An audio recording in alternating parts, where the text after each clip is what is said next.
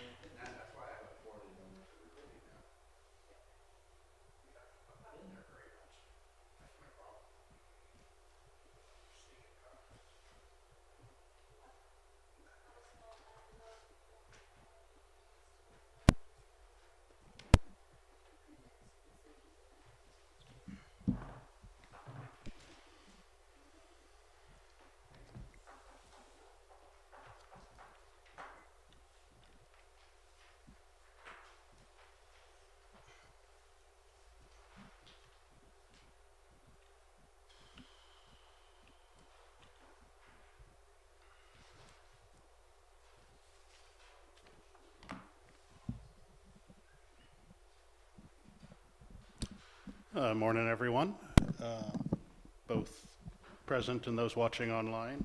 Today is January 27th. This is our second regular BoCC meeting of the month and of the year. Just before we call to order, I just want to recognize that we are aware the governor's mask order is in effect. There are both requirements and exemptions. We do ask if anybody is speaking at the podium, if they're comfortable taking off their mask. It makes it much clearer for folks that are listening here in the room and online. We do have public participation both in the room during open public comment and prior to discussion or any action items. We also have the ability for people to send in email comment, closing out the evening before. I don't believe we have any, or to phone in to make public comment, and we do have one person today who's asked to be phoned. So with that, I'd invite Clerk and Recorder Dallas Schroeder to provide the invocation and lead us in the pledge.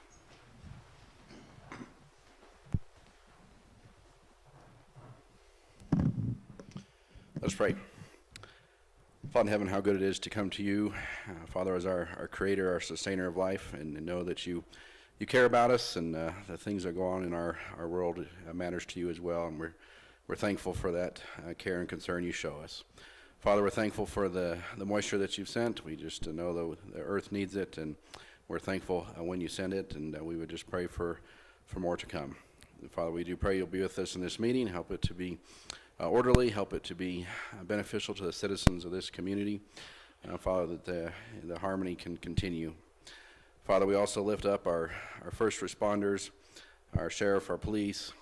Father, please protect them as they serve us. And Father, also for those who are out with the snow plowing, we just pray for safety for them as well.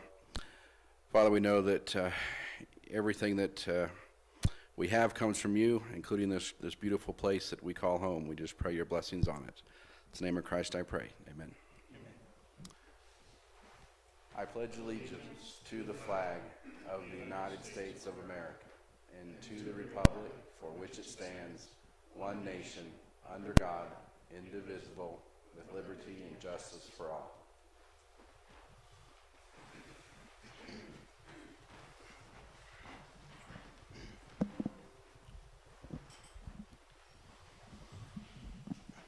Alrighty. That, Amanda, could you call the roll, please? Commissioner Richardson? Here. Commissioner Thayer? Here. Alrighty. First item we have is approval of the agenda. I'm not aware of any changes. I'd accept a motion to approve the agenda as presented. Mr. Chairman, I move we approve the agenda as presented. Now a second. Okay, we have a motion and a second to approve the agenda as presented. All in favor, please say aye. Aye. Aye. Motion carries. Sam, have you heard from Dwayne? I know there's quite a bit going on COVID-wise, but I haven't heard from him this morning. okay. Yeah, if you could. So we were to begin with the Board of Health and just an update on COVID. When Dwayne arrives, we'll break wherever we are in the schedule to do so. We'll skip the Board of Health, or we'll delay that until our Public Health Director is here. So with that, I'd move on to the consent agenda. Accept a motion to approve consent. I'll make a motion. We approve the consent agenda as presented. Second. Okay, we have a motion and a second to approve consent as presented. All in favor, please say aye. Aye. Aye. Motion carries. Elected officials, department head, staff reports. Sherry, I know you had a few items. No? Okay. Anything? All righty.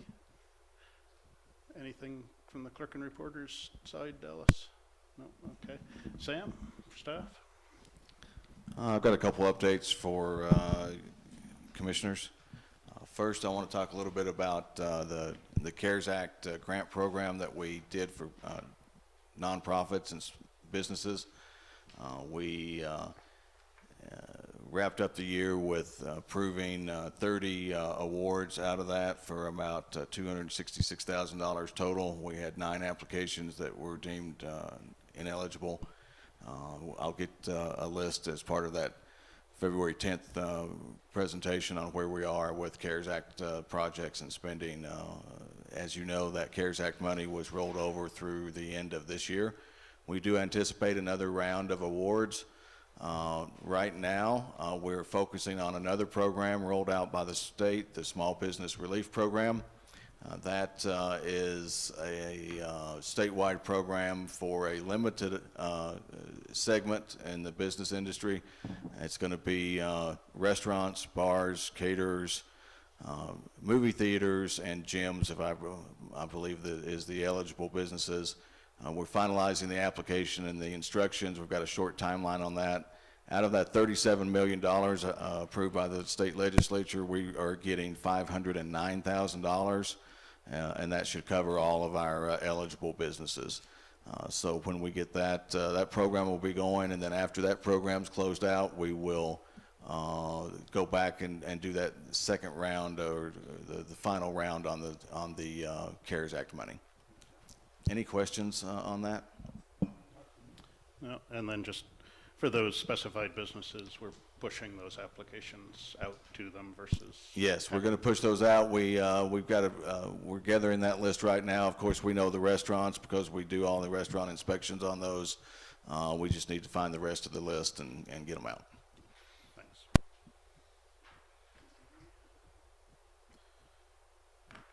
I do have another one item. We do have a guest in our audience today. That's Dave Goebel. Dave Goebel is with the company called Amoresco.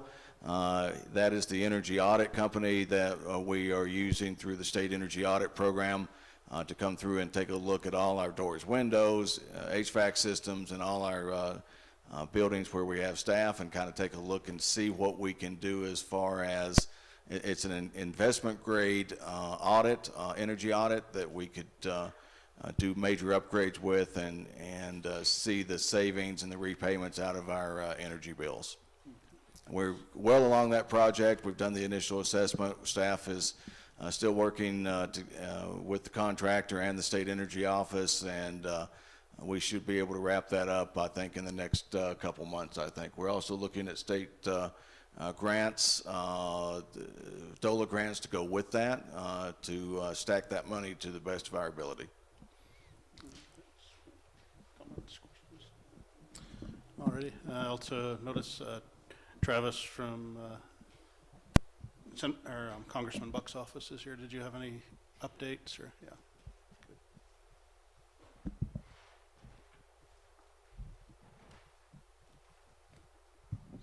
Good morning, Commissioners, and everybody else who's here.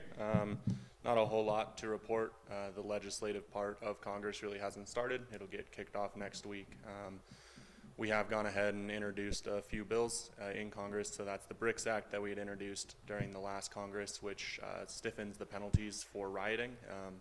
It supports the First Amendment right, obviously, to peacefully protest, but when those protests go beyond that and turn into violence, it would stiffen the penalties by essentially making them a felony offense and moving it up to the federal level, especially in cases where they're attacking federal property. We've also introduced legislation that would require citizenship or legal residency to get driver's licenses. That's primarily to ensure we're not rewarding anybody who has broken the law, and also to ensure that there isn't going to be any circumventing when it comes to elections and that sort of thing that there's often consideration of in people getting enrolled to vote when they get a driver's license. And then it's not introduced yet, but it is being introduced soon. We'll be reintroducing the Water Act, which will support water rights in Colorado and across the broader United States. But obviously our focus is going to be Colorado and eastern Colorado. So, and if you guys have any questions on any of that or anything else that I can answer, I'd be more than happy to do that. Actually, if there's a draft of the Water Act, if you could. I can definitely get that and get it over to you. I don't have, it should be fairly similar to the one that was previously introduced, but I can reach out to our DC staff and get that for you. Okay, appreciate that. Questions? Thank you. Absolutely. Alrighty. Take a moment here to kind of do this formally. So the Association of Colorado County Administrators had their winter conference, I believe it was in December. And during that, it was a remote conference, online, the way a lot has been done lately, but one of the high points, at least for our county, was an award that was presented, and I'd like to provide it physically today to our county manager, Sam Albrecht. So just a statement here from Miss Sunny Bryant, who's the county administrator for Teller County, but she's also the president of the Association of Colorado County Administrators. And she wrote that the association is proud to recognize Sam Albrecht as the Rising Star for 2020. Mr. Albrecht was recognized for the following reasons. Upon being named as county manager, he jumped in with both of his feet in his first year to prepare the annual budget with a limited amount of finance staff. He's implemented a 5-year financial plan while building fund balance to provide 4 months of operating expenses. He increased communications with citizens, which has positively impacted the citizens during COVID-19. Sam has a strong background in strategic planning and prepared the county's first strategic plan and revised the county's comprehensive plan. One of his favorite sayings is, "Culture eats strategy for breakfast." He's been involved with this association, the City and County Managers of Colorado's Association, and the International County Managers Association. As a former officer in the U.S. Air Force, he's also involved with the Colorado Veterans leading local government.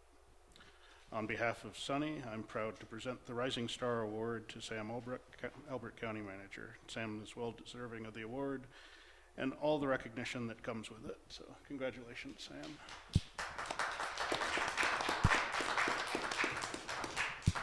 made the mistake of picking this up and thinking it was acrylic, and it's obviously lit glass a lot heavier. Thank you. I'm going to do a photo op right here.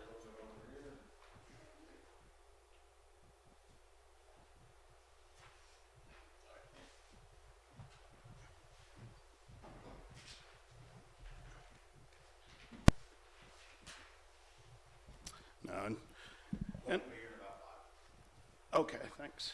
Did you have anything you'd like to say, Sam? Did you have anything you'd like to say? Never give a county manager a microphone because he'll always have something to say.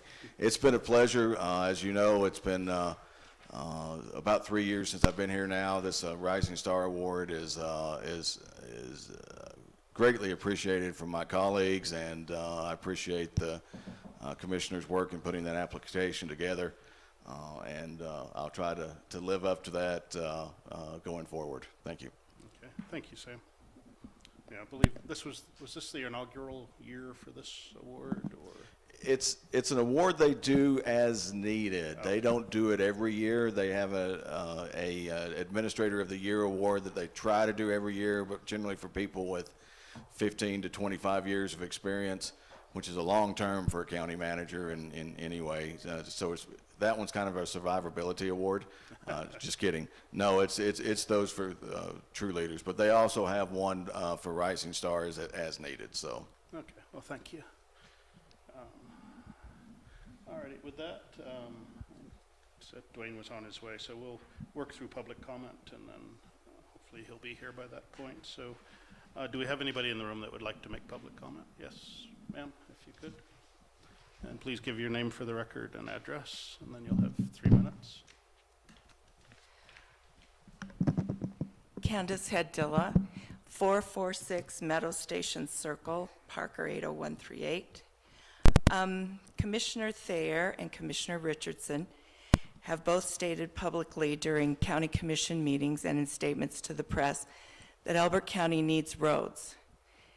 Elbert County could have 3 miles of road paved today if they would enforce their present contract with Jim Marshall.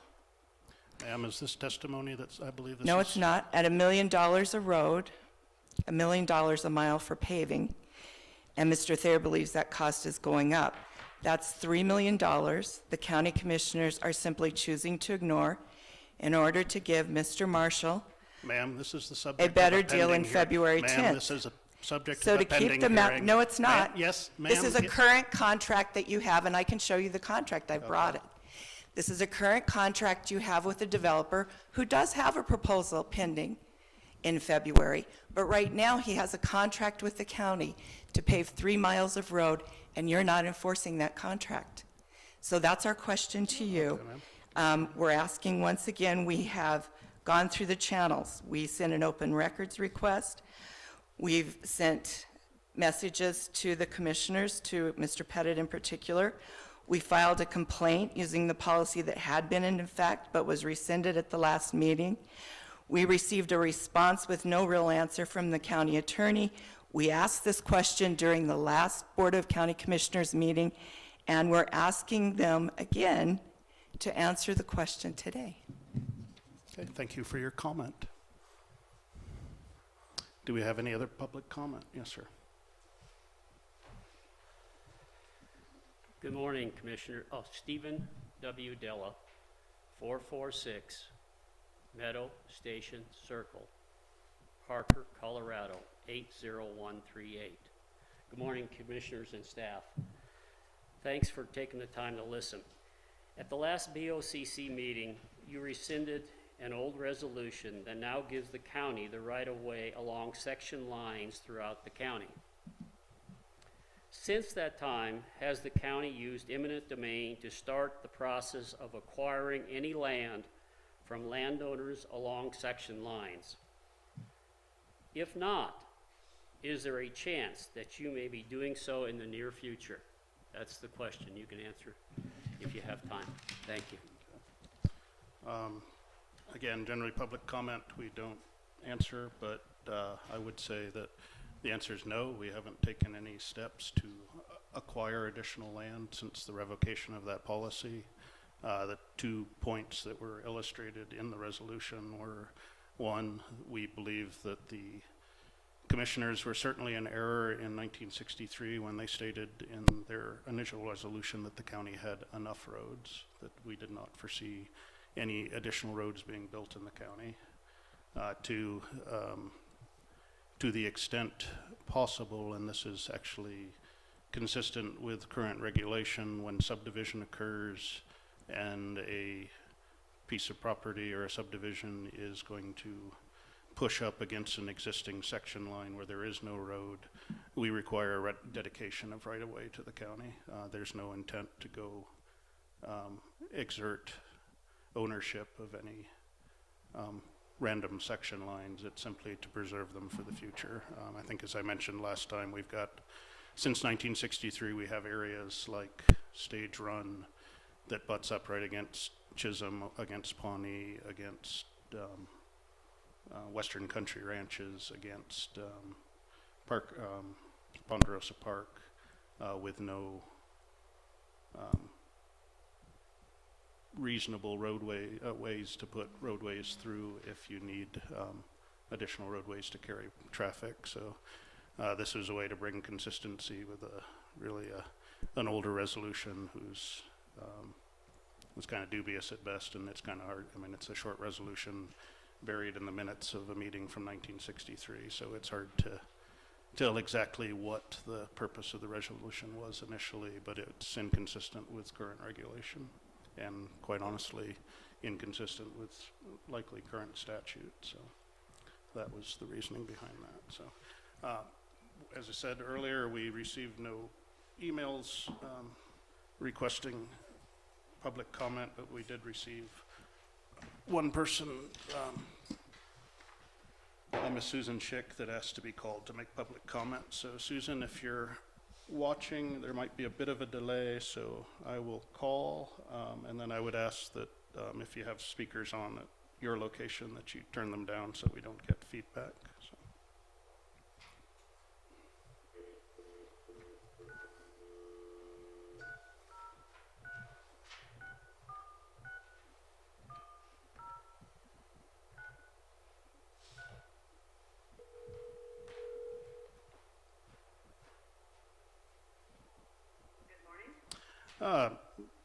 Susan?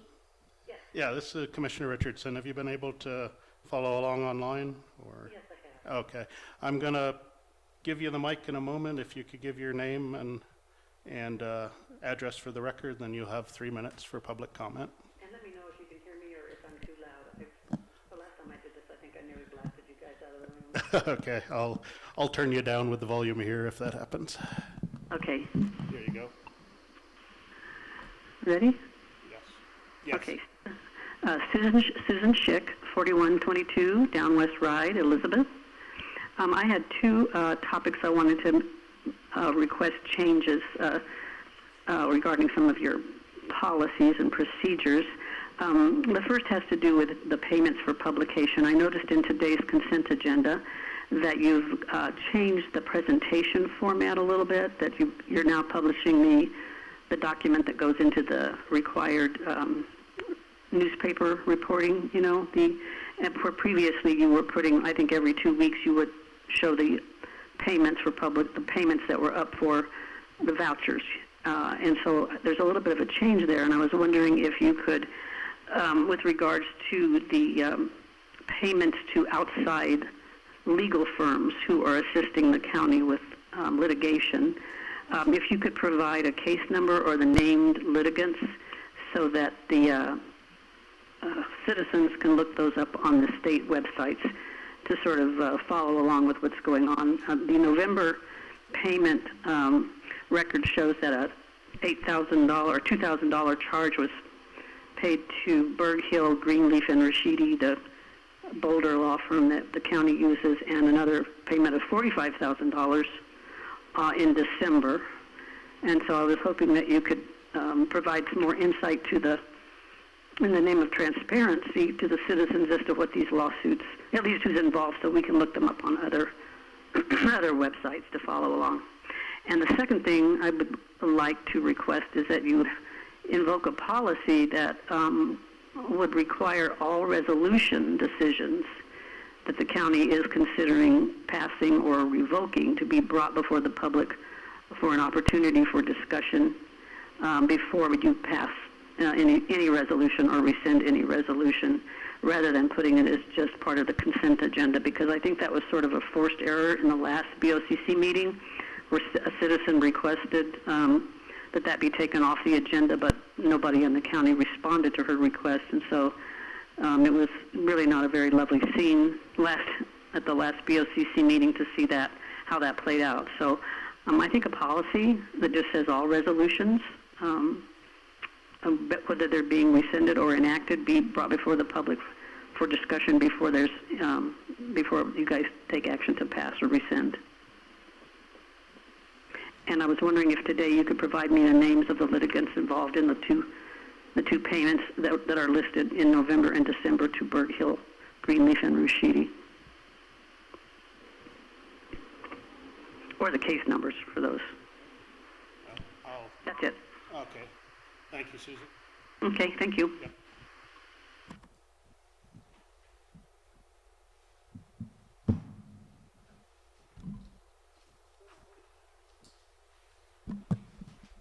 Okay, so with that, I will close public comment, and if I may, we'll roll back to the Board of Health. I would accept a motion to open as the Board of Health at this time. I make a motion that we open the Board of Health for the, Okay, motion and a second to open as Board of Health. All in favor, please say aye. aye. Aye, motion carries, so we're now acting as Board of Health. We have really no planned decisions before us today. This is a update on COVID-19. So, Dwayne, just if you could introduce yourself for those that might be listening out there. Good morning, commissioners, staff, members of the public, and attendees. Dwayne Smith, Director for Public Health. Slight adjustment, perhaps, if needed, to requesting permission for something. There is a program I want to share real quick and just get your stamp of approval on.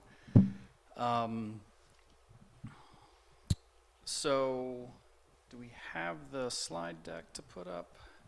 We're working on it. Okay. While you're working on that, I'm just going to go through the bulleted points. Currently, the county remains at level orange on the COVID dial, while our rates and volumes of COVID cases continues to decline over the last, really pretty much since the beginning of January.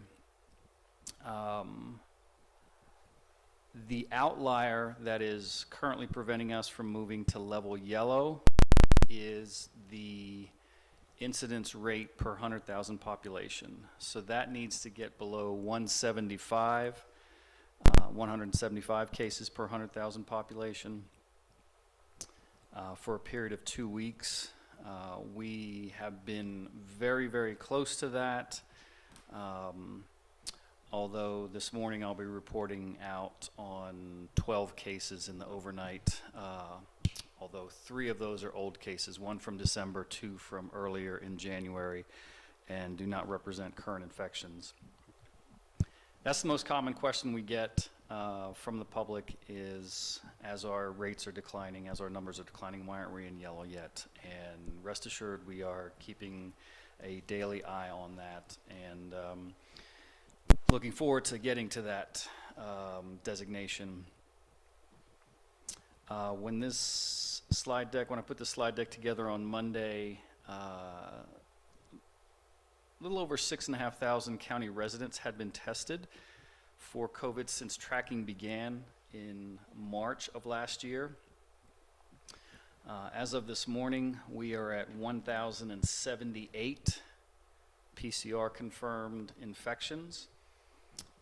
And another 130 serology confirmed infections. We have tragically had 12 deaths among those cases. Our hospitalizations, I believe, with the addition of 1 this morning, are at 66 hospitalizations. We have had 2 outbreaks. Both of those are in Simla. One was at the Good Samaritan Assisted Living Facility in Simla. The other was at Simla High School. Both of those outbreaks have been resolved and closed out. I believe, but half of our deaths are attributed to Good Samaritan. Correct, yes. That was a very virulent outbreak at Good Samaritan Society that resulted in the death of several residents, at least 6, I think, if memory serves. Then the high school was a very minor one. Yes, the high school outbreak was very minor, and just as a reminder, an outbreak is defined as 2 confirmed cases within a 2-week period. So we had 2 students that comprised that outbreak, and I don't recall if there were any additional ones. There may have been one more, so, but very small outbreak. Yeah, I was gonna say, I mean, just outbreak sounds. Yeah, I mean, outbreak Good sounds Samaritan ominous. Is what Yep. people would truly consider an outbreak. I think Yeah. there's been over 3,500 in the state, so 2 within our county is, I mean, it's good work by all, I think. Our 2-week cumulative incidence rate, I think on this slide, it says 198. It's lower than that now.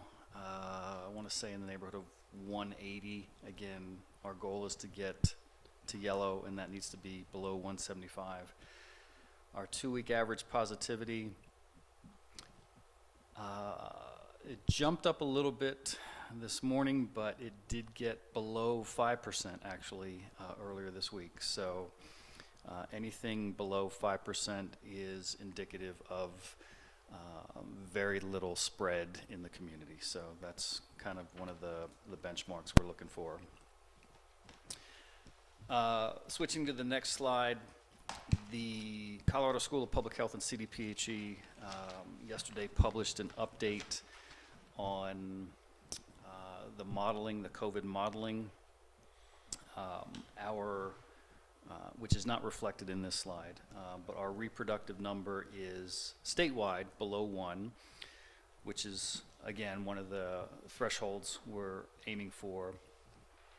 In the east central region of Colorado, of which we are included with Kit Carson, Cheyenne, and Lincoln, our numbers are a little bit higher than they are statewide. Although I don't interpret the numbers in East Central Colorado to be indicative of a great contribution from Elbert County.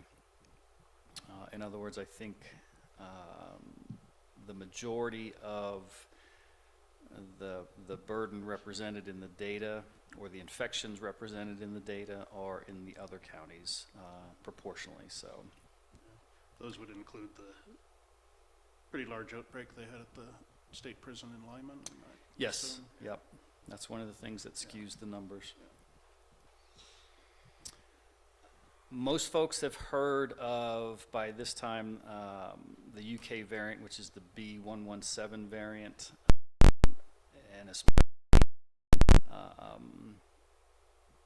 virulent and easy to spread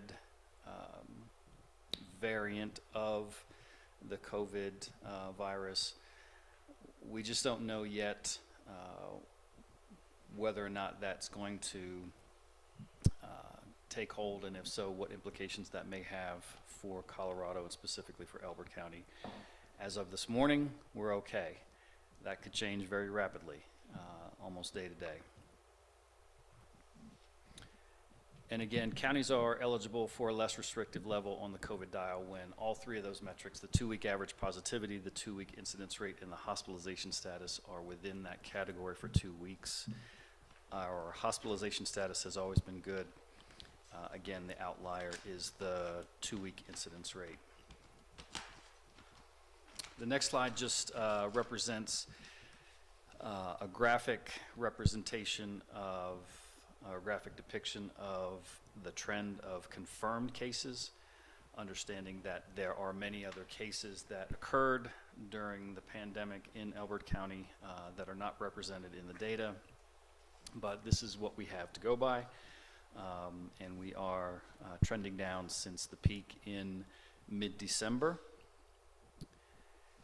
The hope, barring or absent any unforeseen circumstances, which is always a possibility, since there are no 3-day holiday weekends coming up or more traditional travel, that the hope is that these numbers stay low and buys us some time to where we can get folks vaccinated and week over week build our collective immunity to transmission. Transitioning to vaccinations, most folks have most likely seen or heard of some of the challenges at the national and state level. We are, as a state, more or less at the mercy of the supply chain that is available at a federal level, at a national level. I believe currently Colorado is getting approximately 76,000 doses of the vaccine a week. In our immediate area, we are piggybacking off of Tri-County Health Department to do vaccine administration. Tri-County is well poised, well positioned, and ready to administer as many vaccines as they can get their hands on if they came tomorrow. Our local public health department remains currently the only enrolled provider in the county. As time goes by, we anticipate that large retail pharmacies, whether that's Safeway or Walmart or whomever, will be enrolled in the vaccination provider program.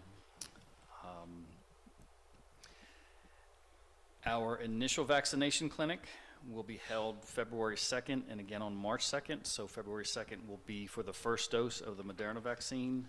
Those same people will come back on March 2nd for their second dose. Currently, we have approximately 200 folks with reservations, with appointments for next Tuesday. We hope to add a couple dozen more. We have over 200 people on a waiting list. And this vaccination clinic is going to be solely for the Phase 1B population, which includes law enforcement, EMS, and fire services personnel, and also residents over age 70. Now, is the state attempting to do all the Phase 1B throughout the state before they transition, or is it regional, or, excuse me?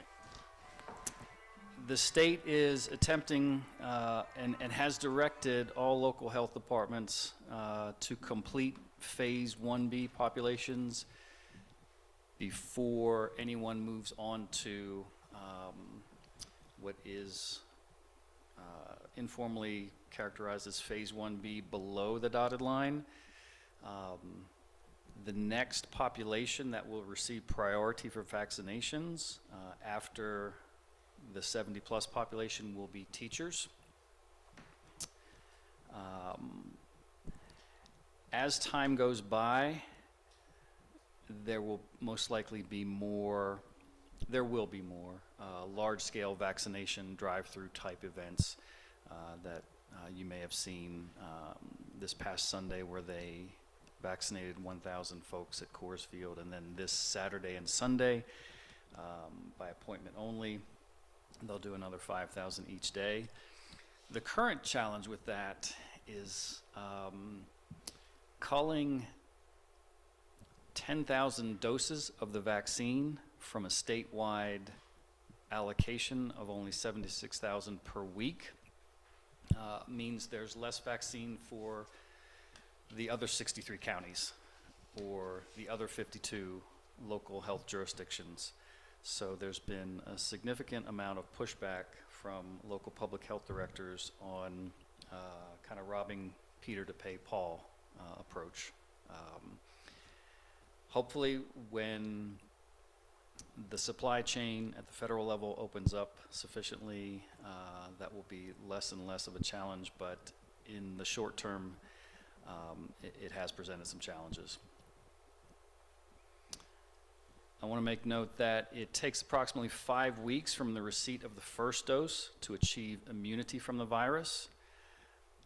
As time goes by and until we get a critical mass of residents inoculated, the standard protective measures of social distancing, wearing a face mask, staying at home if you're sick or have symptoms, those are going to be with us, I anticipate, until at least early summer. So those are more or less evergreen recommendations that it is very important that folks follow and adhere to.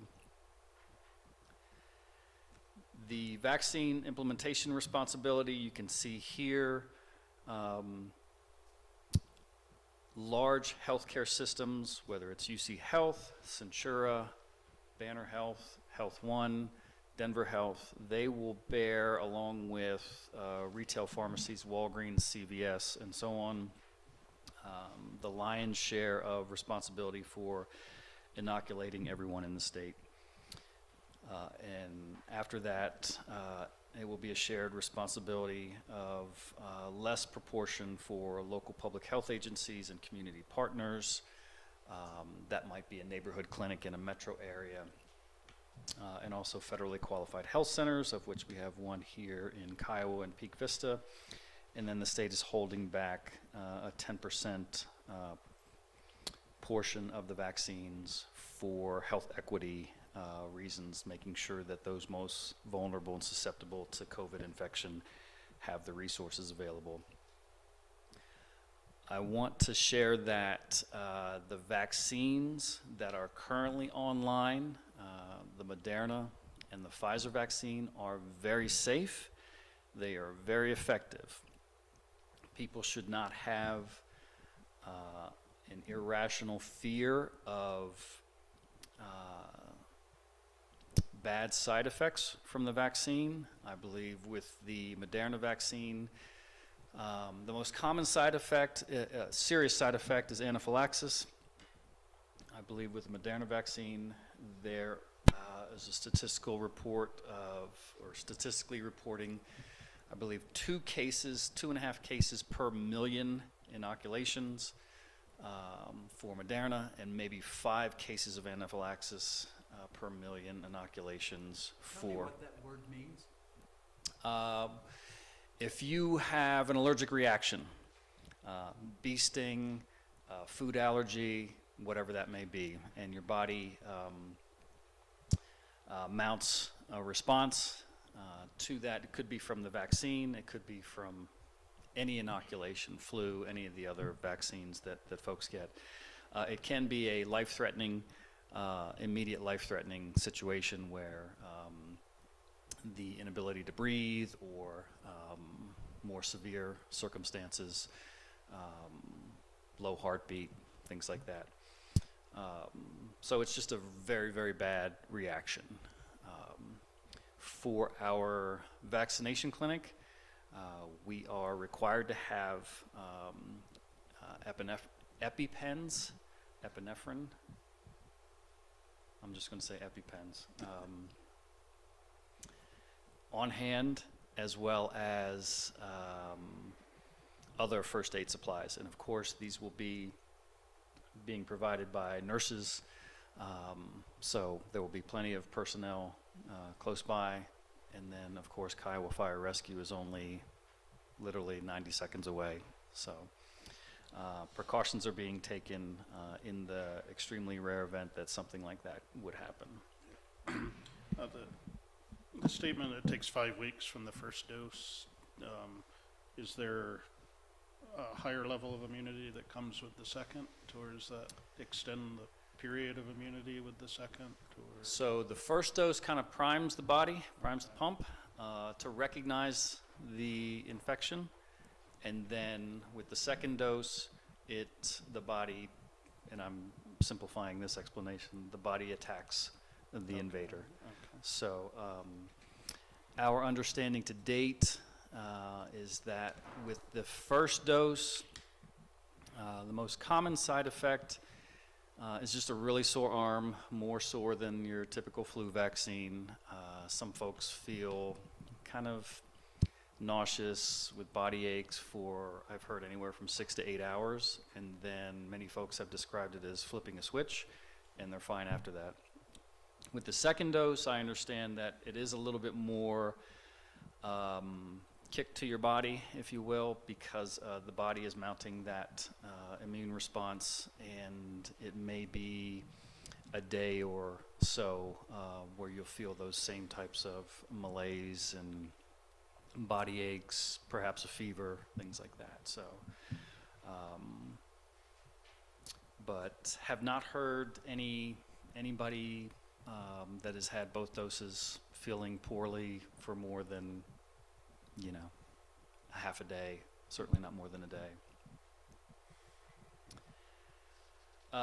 Transitioning to the next slide, the state has set up a vaccine hotline that actually was published, I guess, Monday afternoon after I wrote these slides. It is 877-COVAX-CO, C-O-V-A-X-C-O, where folks can call and ask any questions that they may have about the vaccine, or where to get the vaccine, or where to get on a waiting list. I encourage everyone to get on as many waiting lists as they can, particularly the 70 and older population. And hopefully, if they're on multiple lists, one of those slots will become available sooner rather than later. You can certainly visit the state website, covid19.colorado.gov/vaccine, for more info. We are still taking requests for waiting lists for local vaccination clinics. My hope is that we can offer a monthly vaccination clinic. That's what we have the bandwidth and capacity to do in collaboration with Tri-County Health Department. And also for our clinics on February 2nd and March 2nd, there will be a team from CDPHE. There are several local folks, nurses, a retired physician that are volunteering. So it is a of many folks and organizations, and we certainly appreciate all the local folks that have volunteered to vaccinate their fellow residents in the community. If you'd like to be put on the waiting list, just call us and leave your name, age, contact number, and email, and we'll slot you on the waiting list. On the next slide, on the vaccine distribution, that was where I was referencing the phase 1B below the dotted line. So if you look on the left side of the slide, starting with phase 1A, that population in phase 1A has largely been completed. There are only a few, perhaps stragglers on the frontline healthcare workers that have not been vaccinated or have chosen not to receive the vaccination. So we are currently in phase 1B statewide, with the 70-plus population and the first responders. Local public health agencies have asked the governor's office for more definitive guidance on those populations that are specific roles and responsibilities that are included in phase 1B below the line. There is a fair amount of ambiguity and confusion as to who might qualify depending on their specific roles. So we anticipate that the governor's office will be providing that more specific guidance by the end of the week. And then moving on to phase 2, we're looking at late spring. And then for the general population, the general public, we're looking at summer and beyond. To manage expectations, it is reasonable to assume we will still be vaccinating folks in the fall in that phase 3 category. Oh, I actually did, on the next slide, put the COVAX-CO hotline on there. That, starting on February 1st, will be a 24/7 hotline. I believe they have currently 50 operators working, and that number will be adjusted as time goes by. I do want to just get your, the Board of Health's okay on a new service that has been identified by our contact tracer, Catherine Reiber, is with a company called Secor Cares, S-E-C-O-R. I'm sure Secor stands for, is an acronym for something, but I don't know what it is.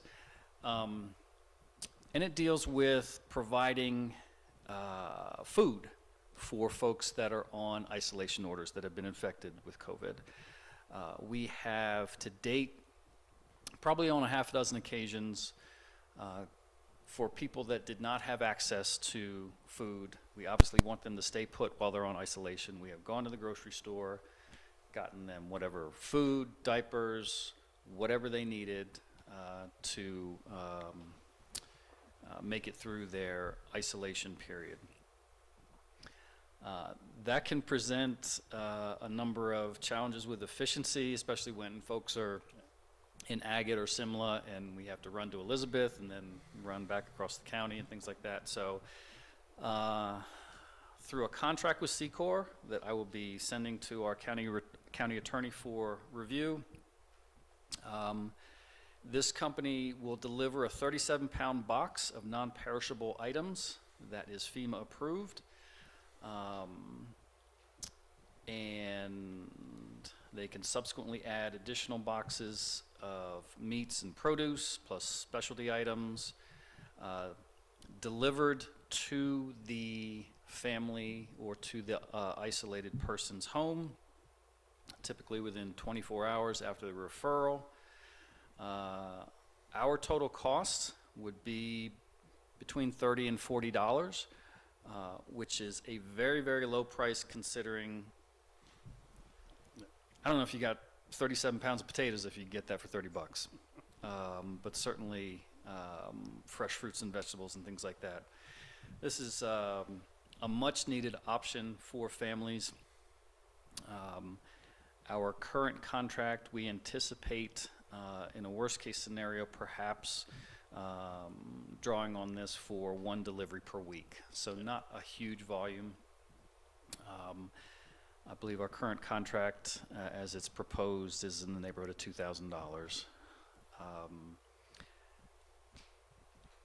I think if we begin this now and then the possibility exists, it is solely for COVID-related situations now. My hope and desire is that as time goes by, for those families that have food insecurity for whatever reason, could be families whose kids are not getting regular meals, breakfast and lunch when they're out of school in the summertime, that we can somehow fill that need and address that nutritional gap as time goes by. But I would ask for your preliminary approval to explore this option, this resource option for Elbert County families that are under isolation orders, quarantine orders, so that we can at least meet their nutritional needs while they're experiencing stay-at-home orders. And this would be funded through the public health CARES dollars Correct. that you received, so yeah. These are COVID funds that would pay for this, yep. Yeah. If it's the same Secor that I'm thinking, it's a pretty well-established Yes. area, and they do quite a bit of providing food to free and reduced lunch students for week. They do distributions on Fridays to a lot of the local schools, so they have been at least operating in the Elizabeth and Parker area that I'm aware of. So And this would also include personal protective equipment, again, diapers, formula, whatever that looks like. So I guess to make it formal, would take a motion to like it's review contract and explore. I move that we authorize the Public Health Department to follow up on the, tell me what the number or whatever it is again? Currently, it's $2,000 max. Yes. Okay, the $2,000 is fine. Yeah. So moved. Okay. I'll second. Yeah, so we have a motion and a second to allocate up to $2,000 towards C-Corps pending review of the contract, I assume. So all in favor, please say aye. Aye. Aye. Aye. Motion carries. Thanks. Thank you. And I should have mentioned before that our budget is in good shape. So, I've got a curiosity question. Sure. The vaccinations on February the 2nd, which brand will they be? it will be Moderna. The Moderna is 28 days between doses. The Moderna does not require the ultra-cold storage. That seems to be the vaccine of choice for ease of utility, ease of administration, as opposed to the Pfizer.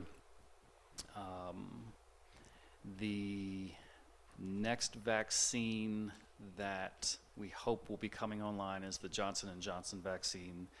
Probably still at least a month away from emergency use authorization, but that is a one-dose vaccine. So the 76,000 doses that the state gets per week, are they all one brand?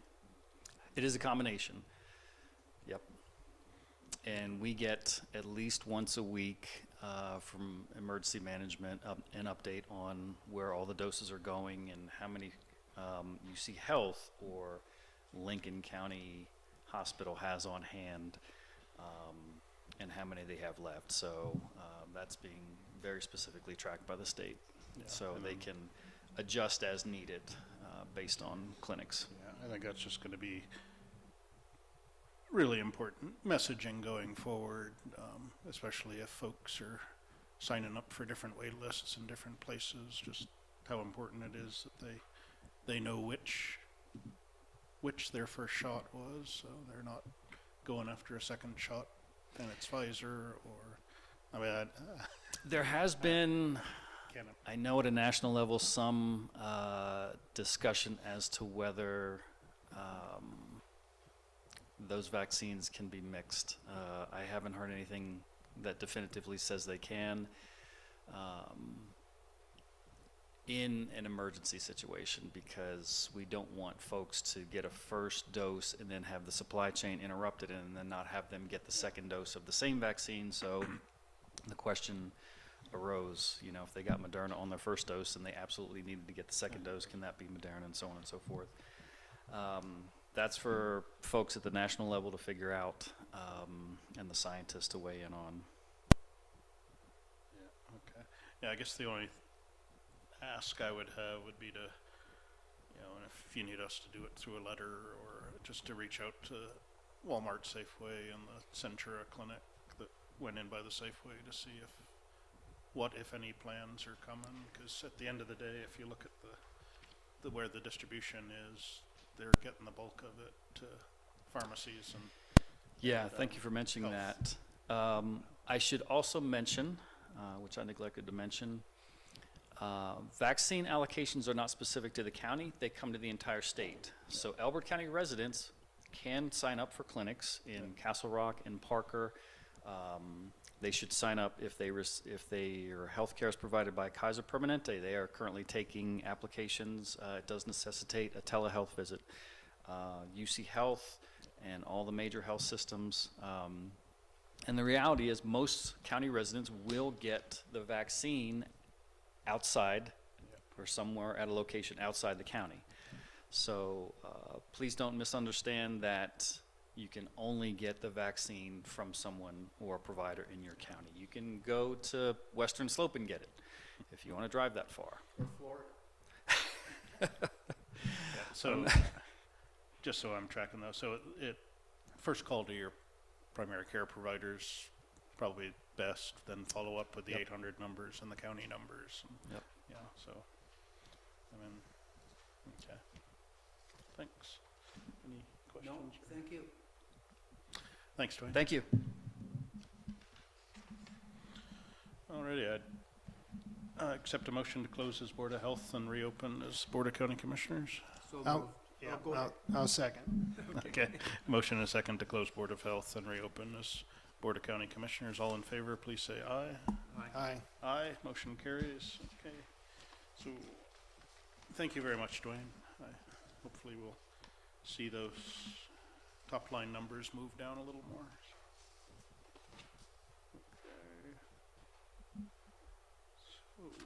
Alrighty, so just to pick up where we left off, we had one discussion item today, and that was an update on the transportation master plan. And Rory, I believe that's you. So. Commissioners, Rory Hale, Director of Public Works. Got an update on the transportation master plan. You ready, Vanna?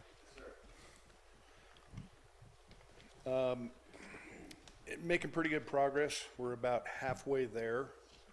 There is another TAC, which is the Transportation Advisory Committee meeting, and there is going to be another survey going out shortly. Just a little background, as you know, the Transportation Master Plan is being conducted by Kimley Horn.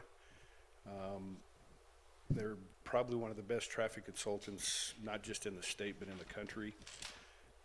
We were able to do this via a DOLA grant that was awarded to the county last year. We're trying to build upon the West Albert Master Plan. As you know, that was primarily focused on the western part of the county. What we're trying to do is look at the entirety of the county, and included in that is drainage as well, so the bridges and structures, stormwater structures. That kind of ties in with the work that Stantec did with our bridge assessment. Okay, you can go to the next one. Okay, fourth quarter progress. We've had monthly meetings with the TAC committee. The committee is basically comprised of 12 citizens from throughout the county. They have advised and assisted in setting goals, assisting with the steering of the documents. County staff, in particular, Kyrie, Zion, and Monty Hankins have been really involved in it. In the initial stages, Sam was involved in it pretty heavily. Staff's done a pretty good job. We're trying to make sure that when this document's completed, that there's going to be a good dovetail with the Road and Bridge CIP. Okay. As you can see where the timeline, we're looking at the development of the project and prioritizations. The financial constraints and project list development we're working on now. As I said, the second survey is going to be going out to citizens shortly. I don't have a specific timeline on that. I know Kimley Horn's putting that together right now. The survey will be asking citizens to thoughtfully rank his or her highest priority based on the priority list that's developed by the Transportation Advisory Council. The list of priorities will also be presented to the Planning Commission to vet growth, needs, and concerns. We hope we'll have a draft for your consideration sometime in March. So it's moving forward. More than likely, I'm going to try to do maybe another update towards the end of next month, just to let you know where we're at. But Kimley Horn's doing a pretty good job at this point of keeping the ball moving. I think we've gotten some good input.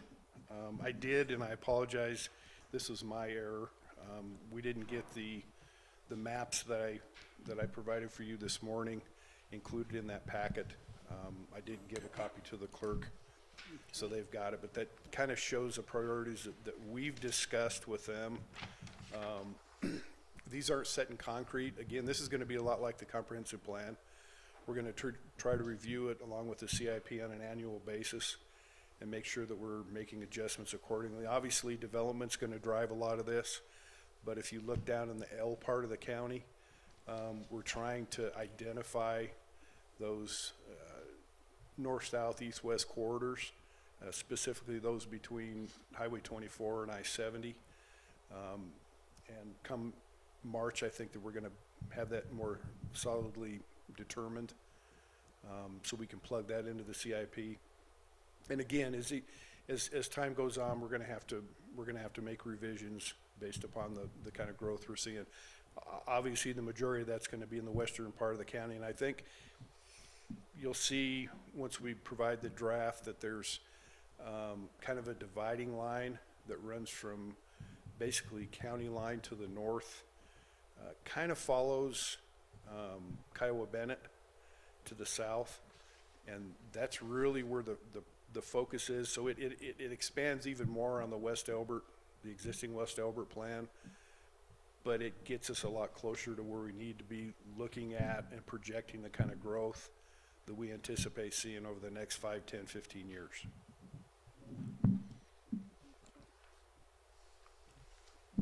Any questions?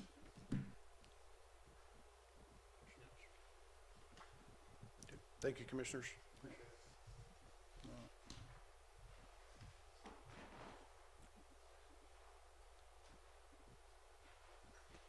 Any comment or question? No, let's get her done. Okay. Yeah, and I know these are always a moving target. The plan that was put together 2010 off, I guess, 2008 data, projected us as having 40,000 citizens by 2020. We obviously aren't there, but it did give us, it's essentially the basis for seeking grants. I know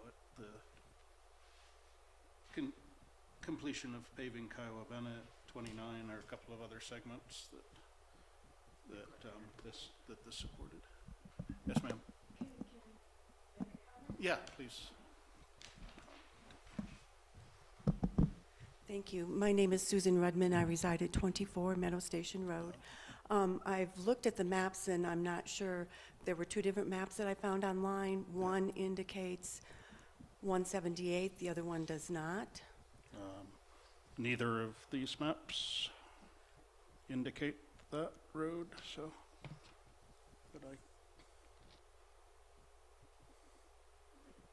perhaps as a dotted line. It was a dotted line. Okay. And I just wondered about that, the appropriateness of that on the map, especially since that's not even been approved with Douglas County.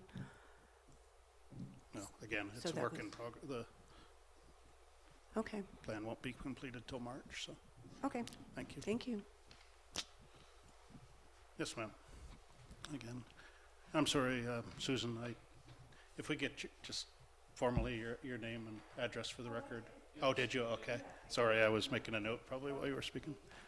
Same, Candace. Hi, Candace Heddilla again, 446 Meadow Station Circle.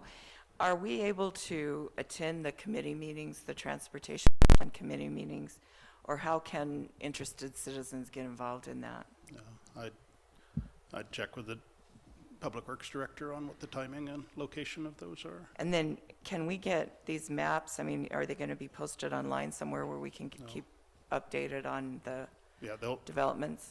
I guess it was said they were presented to the clerk to the board, so they'll be part of the minutes for this meeting.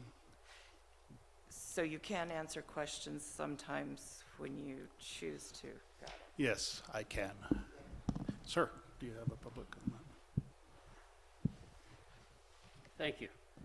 Stephen Della, 446 Meadow Station Circle, Parker.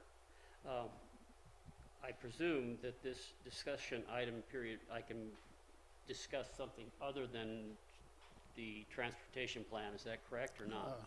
No, sir, that would have been open public comment. This is okay, so I can't bring specific up to anything this. else. Yes. Okay, Yeah. thank you. Yeah, all righty. So with that, next item we had on the agenda was action items. My understanding is we don't have the minutes prepared for our last meeting, so moving on to board planning for our next meeting. And actually before I lose the note, for our second meeting in February, Sam, if you could put down another update for the transportation plan, I'd appreciate that.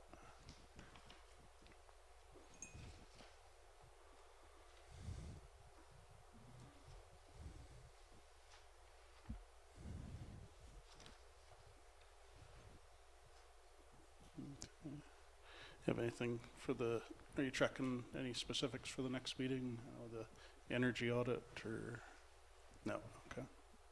The CARES Act Thank you.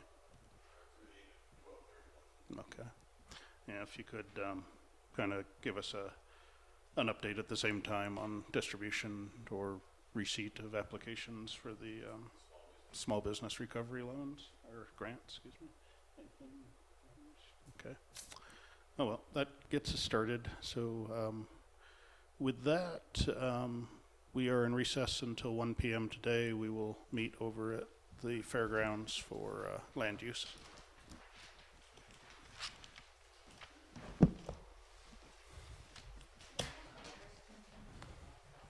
Sir, did you have something specific, or, oh, excuse me, let me turn that.